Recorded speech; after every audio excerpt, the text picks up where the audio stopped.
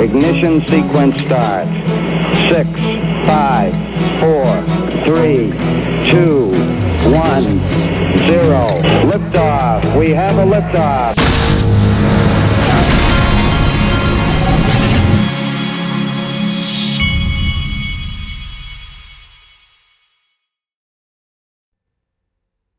Hey everybody, this is the Digital Asset Investor, and I wanted to open up this video by showing a lot of you something you've probably never seen. And I'll give this person credit. This is the EKB channel. But what you're looking at is this is Ripple Labs. This is a video I had never seen. I was looking around for a video of Chris Larson, and I bumped into this one. I had never seen it, so I wanted to show you something a lot of you probably don't know, is that one of the first investors in Ripple Labs was Jesse Powell, who runs the Kraken exchange. And he's right here. This is the first time I've seen a video of him on stage with Chris Larson. So I want to show you this and see what you thought about this. And then I'll show you his parting note that he wrote. Yeah, we have Jesse Powell, the CEO of Kraken, a Bitcoin and altcoin exchange. It's him right here. We have Chris Larson, the CEO of Ripple, Ripple Labs, which is a digital cryptocurrency. We have Tom Longston of GoGoCoin. Then we also have Jared Kenna of TradeHill and the Money in Tech. So I'd like to get this conversation started. This is the What's to Come in 2014 for Digital Currencies panel. And the first question I'd like to pose, and we'll start with Jesse, is how each panelist got started into cryptocurrency and how you got started with your current business venture. That's a kind of a long story that goes back about 13 years. But prior to starting Kraken, I was running a company selling virtual items and currencies for online games like World of Warcraft Gold, Magic Swords, and Diablo. And I just read about Bitcoin in March of 2011 and realized that it solved a lot of problems that we were having with payments in that space. Just fees on microtransactions, chargebacks, kids not having wallets, not being able to pay international suppliers. Bitcoin solved all those issues, and I knew that people were already spending World of Warcraft Gold on real life services and goods. So Bitcoin just made a lot of sense to me. I had a feeling that it was going to be a huge deal, and I was sort of looking for something else to do anyway. I'd been in that business for about 10 years, and Bitcoin just seemed like the right thing to get into. It was exciting. It was going to be world changing. So I left my last company to start Kraken. And at first we had a couple ideas of what we wanted to do. We did a mining pool. We were considering doing something like a Coinbase, but eventually settled on the exchange when we realized that Mt. Gox, after the hack in June of 2011, that probably there should be some other exchanges. So we just got to work on the exchange, and here we are now, a couple of years later. We're working on adding more coins. We're working on adding our Ripple gateway. So there's a lot of room to grow the space. Obviously, it's growing very quickly, and we're just excited to be in it. Chris, go ahead. Sure. So before Ripple Labs, I was running a company called Prosper. It was a peer-to-peer lending marketplace. Did that for 8 years. And then before Prosper, founded and ran a company called eLoan for 8 years. It was a publicly traded online lender. So it's kind of the third fintech company. But for the last 10 years, I've been keeping this box of sort of virtual currency box because it just seemed obvious that the world needs a global currency. And then when I stepped down from Prosper, I met actually Jared at an event. We started having some discussions about where this is going to go. Jared was kind enough to introduce me to Jed McCaleb, who was the guy who invented the Ripple consensus technology, which is pretty awesome. But I think it's kind of what got motivated us, I think, was the frustration with fintech companies that until now always had to beg the incumbents for permission to do anything. And I think that's a really big change right now. If you actually have a kind of a protocol for financial services like HTTP for money, that actually frees up developers and entrepreneurs to build without having to get permission from incumbents. You certainly need the incumbents to build out more utility, but you don't need their permission.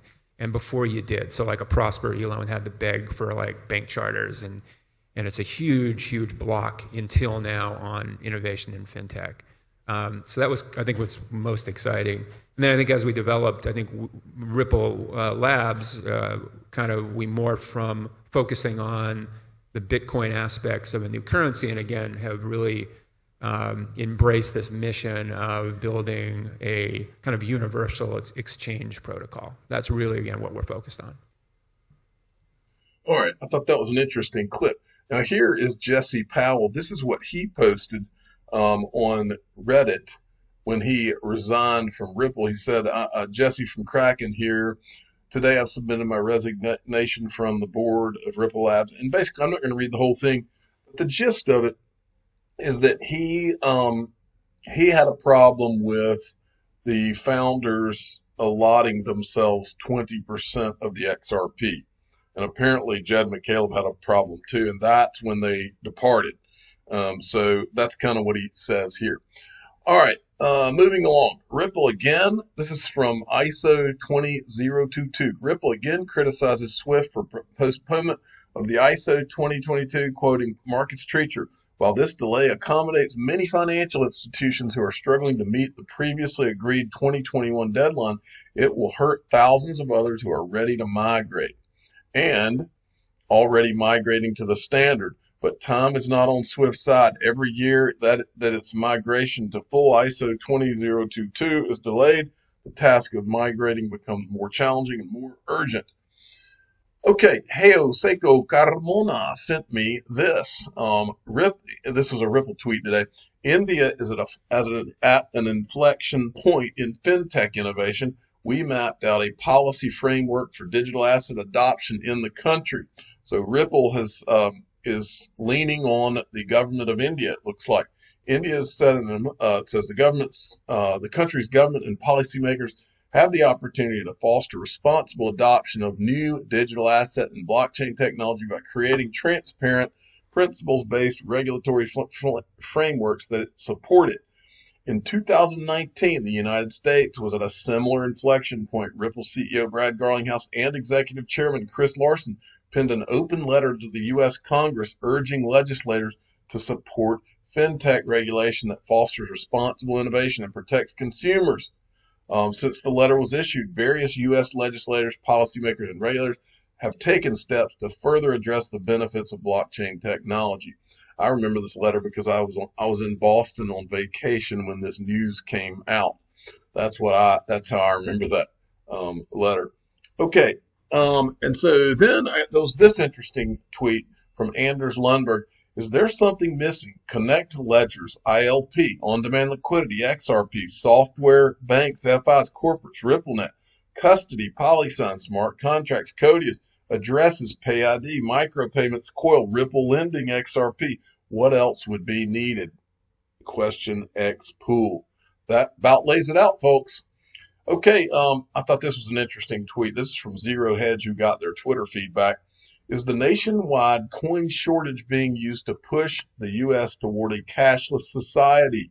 I'm not going in the article. We've talked about this type stuff enough, but it's a very interesting article if you want to go read it. This is also interesting. Washington, D.C. lawyers can accept cryptocurrency as payment. D.C. becomes fourth jurisdiction to allow this form of payment.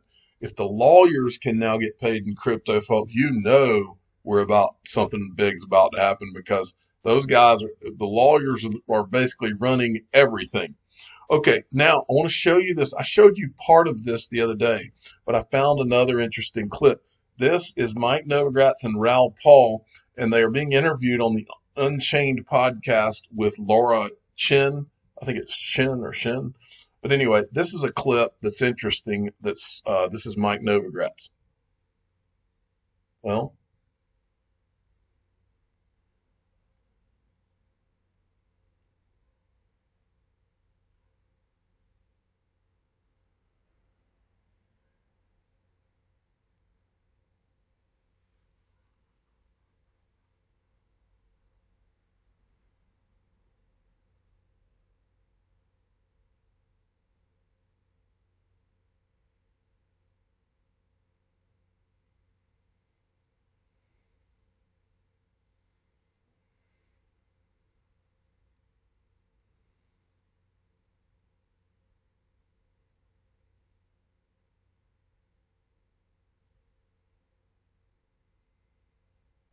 You know, I find that hilarious. He knows that Bitcoin, he knows the Bitcoin white paper talked about it in terms of what am I trying to say? Payments or using Bitcoin to buy things, and he knows that that is not the case anymore. They've changed to this store of value because, as he said, they can sell it as a safe haven store of value, but it doesn't do what the white paper said it was going to do because it's a dinosaur technology. It's too slow. Anytime the network gets congested when things get crazy, it may take you 3 hours to receive your Bitcoin or to send your Bitcoin. And he knows that. And he's saying once the XRP can be used, XRP is the one that can be used. It's Bitcoin that can't be used, that's not being used, only for a store of value. Well, you can use XRP for a store of value. Then when you're ready to send it somewhere, it goes in 3 seconds instead of 3 hours in high traffic. So, I mean, there are so many of these people that made a lot of money on Bitcoin, and they stand to make a lot more on Bitcoin, and they are what do they call it? Selling your book. What they're doing is, they know that the technology is already dinosaur, folks. They know it. This is an interesting tweet I saw. This is from the Senate hearing, I guess, yesterday. I believe this is Chris Giancarlo talking. It's just this line I wanted to show you. The first internet wave over the past few decades was an internet of information. It is about to be superseded by the next wave, the internet of value. In this new era, trust will be less often provided by established central institutions as is the case in most of the world's existing financial market infrastructure. Chris Giancarlo knows what's coming, folks. Okay, I thought this was an interesting tweet right here. Free American Spirit said, and that partner, and would that partner be Ripple? That's what it looks like according to licensing. But anyway, this was a tweet by Genesis. Today we launched the new Genesis website providing all-in-one solution for your digital asset needs. Genesis offers investors a secure, comprehensive marketplace to trade, borrow, lend, custody digital assets, digital currencies. It's the all-in-one solution now, folks. So you can trade, you can lend your digital assets, and you can custody them there at Genesis. Now, here's the interesting thing. Genesis is owned by the Digital Currency Group. Digital Currency Group is one of the first investors in Ripple and Coinbase. It's all connected, folks. I'm the digital asset investor. I'm not an investment advisor. This is for entertainment purposes only. Please subscribe and hit the like button. And tell your friends and family that the digital asset investor will be interviewing Sonny Liu of VeChain tonight. And I'm hoping to release that to you guys tomorrow. Cross your fingers. And I believe they might be making a VeChain announcement in my interview. So stay tuned. Thanks for listening.